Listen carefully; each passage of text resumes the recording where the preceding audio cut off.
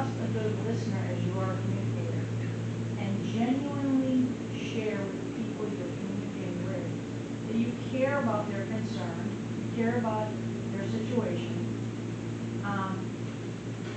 you can really pretty much handle almost anything with them. You just have to be genuine and truly listen and care about what their challenge or problem is. And communicate with them. You know, and there are going to be opportunities where not everyone agrees with everyone else. There's definitely, I mean, I'm not saying it's, you know, all flowery out there, but there's going to be days where you don't have people agree.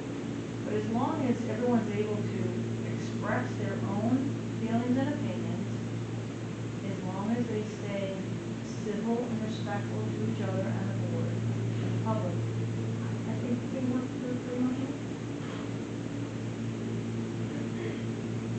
Ms. Hutchison, how would you handle disagreements with other board members while still working towards collective goals? I have found in my experience that a lot of times when I have just removed someone or feel like I'm not able to make a connection, it's because I've kind of defined a story in my head that may or may not be true, that about how that person's feeling and what they're thinking. So I think it's really important to ask questions about, get better understanding of where a particular, maybe it's the way someone feels about a particular thing, where that's coming from. Okay, well, why? Okay, understandable. Asking questions, obviously, we talked about listening, communication, but I think it's really being open-minded to really listen to those and ask continual questions to get better understanding. And then, you know, as you go through that, really, okay, here's an experience that I've had and why I may disagree or feel differently, or why this particular situation is uncomfortable, whatever it might be. I think it can be really helpful for teams to do some, and I've done this in the past with teams that weren't working well together, different types of, there's just exercises and stuff where you start to understand why people think the way they do, or why, and I went through, not like, Myers-Briggs is one of them, there's far better ones now than Myers-Briggs, but they give you a better explanation about why people react the way they do, and it can really help your understanding to be able to have a better conversation and a better understanding of the other person. Not everyone here is going to agree, but if we agree to work as a team and we support each other in that, and we support the board as a whole, at the end of the day, even if I didn't vote for the same thing that we're working on implementing, it's the team that has made that decision collectively, and I still have to serve my part.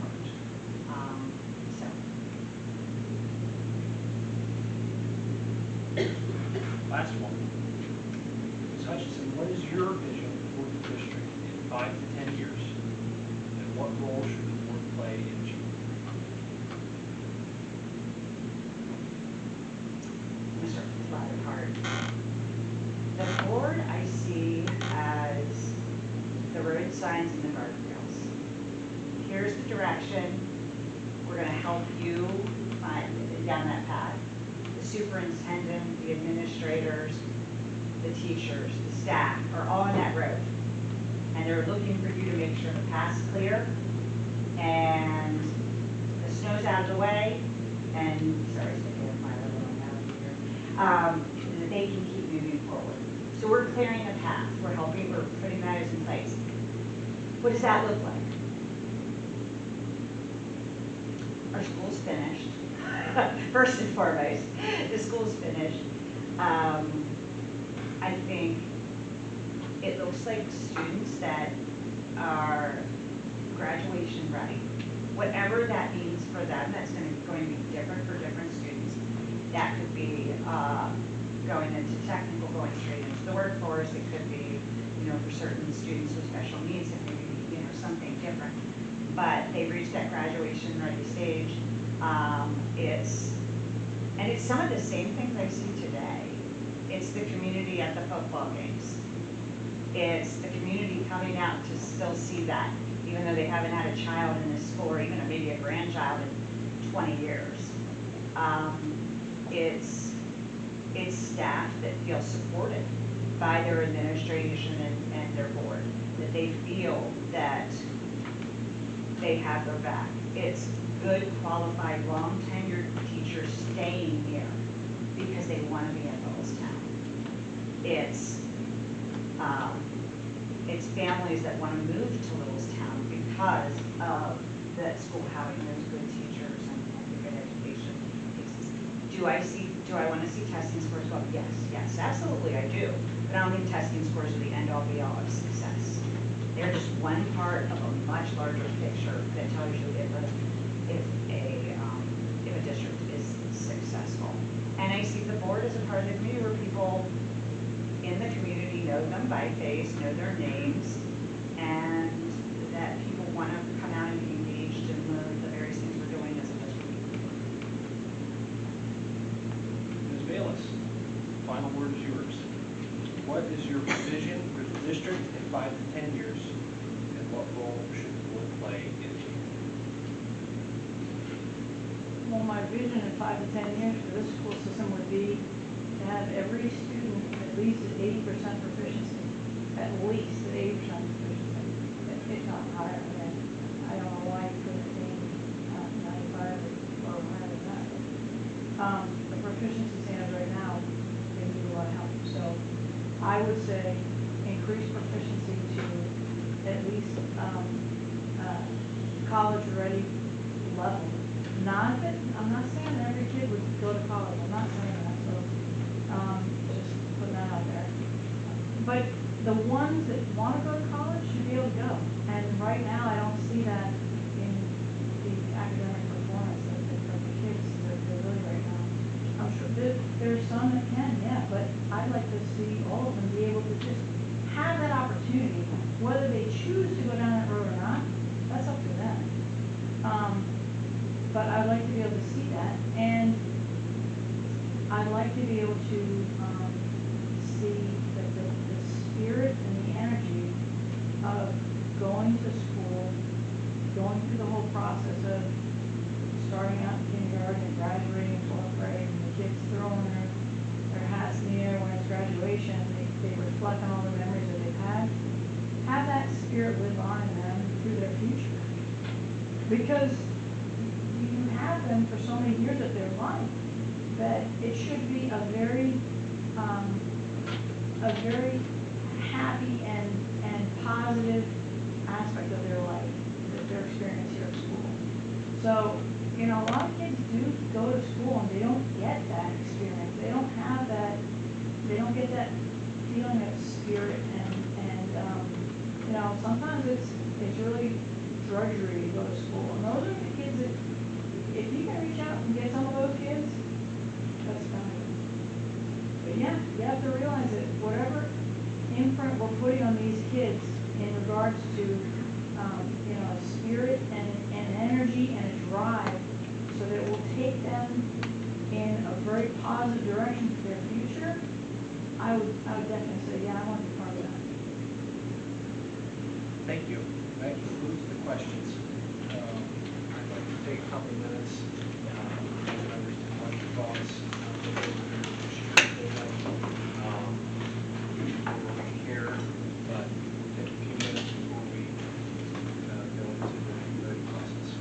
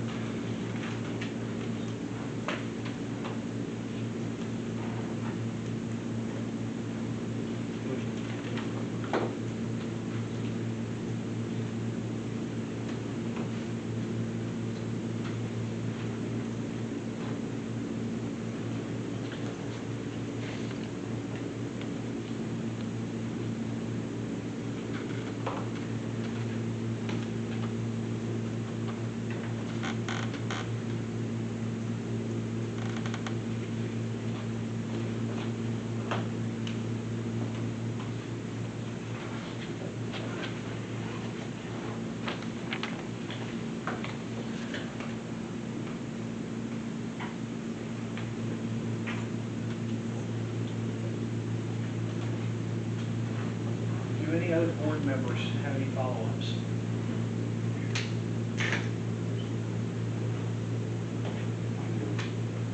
You don't want You gotta answer. to. That's fine.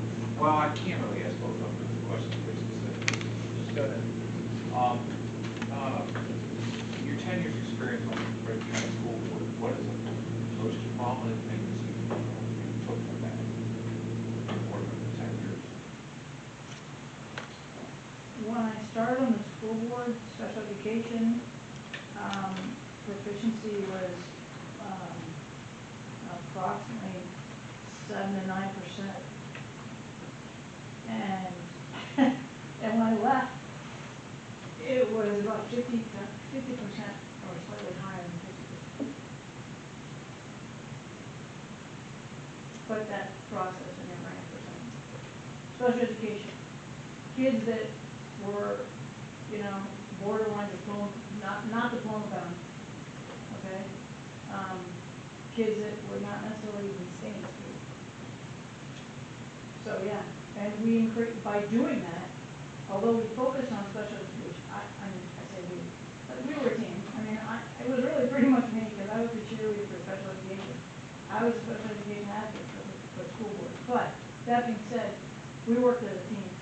And by doing that, even though you're focusing on a small, reasonably minor group of students, that also reflected as a domino effect on the whole rest of the school system, because it increased your graduation rate, it increased your attendance, it increased your community involvement. I mean, it plowed right through many other things. So that's probably one of the things I'm most proud of, is helping the kids that really needed help. Rachel, I wish I could transfer that over to you. No, I mean, in some way, you probably had experiences too in your life too. I just don't know how to transfer that question around to you. That's okay, I mean, I think. Yeah, go ahead, no, go That's ahead. a tough one. I mean, I'll speak to my personal experiences, just, right, special education, just such an enormous part, and so much has been learned and growth has been done, and, you know, bringing more inclusivity to the kids that are in special education stuff. I will speak from my personal experience, because I didn't have, school was easy for me. I didn't have to study a lot. It went pretty well. I was very lucky that way. So when I saw my children have challenges that I never had before in my life, I didn't know how to deal with that. It was very different. So researching, getting the help you need, talking to people, learning sometimes just that diagnosis of here's what the challenge is, was just enormous, because it gave me a direction and it gave me something I could put that part of my brain that likes to do the research to. Say, oh, okay, well, what's worked for other people? Well, what has helped their student, their child? And I think I would love to be able to share that with, to bring that kind of perspective into it, and to help parents who maybe don't have the ability to get to that place, but that just how important it is. So. Thanks.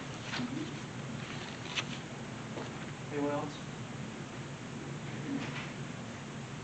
All right, at this time, we're going to move to a vote. It's going to be a roll call. When the name is called, please state the name of the candidate. You go forward to fill the 2-month vacancy.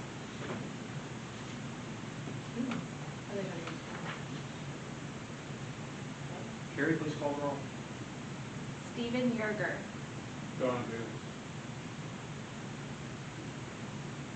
Danielle Brenneman. Donna Bayless. Philip Perez. Rachel Hutchinson. Jeannie Ewan. Donna Bayless.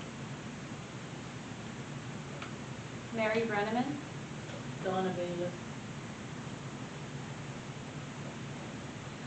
Janelle Ressler.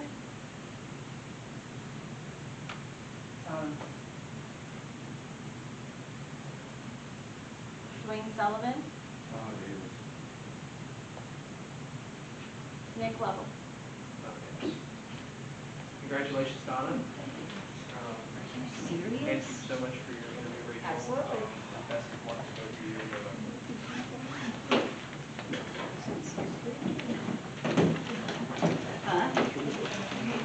Yeah. You do.